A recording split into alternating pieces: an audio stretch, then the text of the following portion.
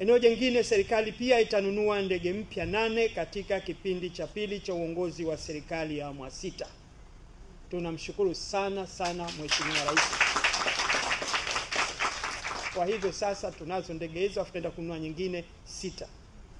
Ni imani ya serikali kuwa uwekezaji huu utaongeza uwezo wa nchi kupokea wageni wengi zaidi nchini, kufungua fursa zaidi kwa Tanzania kwenye mataifa mbalimbali, kuvutia wawekezaji na kuongeza fursa za kiuchumi na ajira kwa ujumla.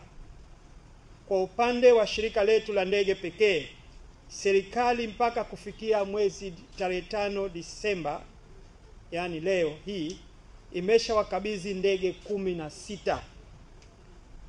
Ndege 3 za Boeing 787-8 Dreamliner, ndege 2 za Boeing 737-9 Max, ndege 1 ya mizigo ya Boeing 767-300F, ndege 4 za Airbus A220-300 na ndege 5 za Q400 na ndege 1 ya Q300. Ndege 16. Tukija tukinunua ndege nyingine 8, hizo zitakuwa ndege 24. Hii shirika la ndege letu litakuwa na ndege kubwa, ndege nyingi.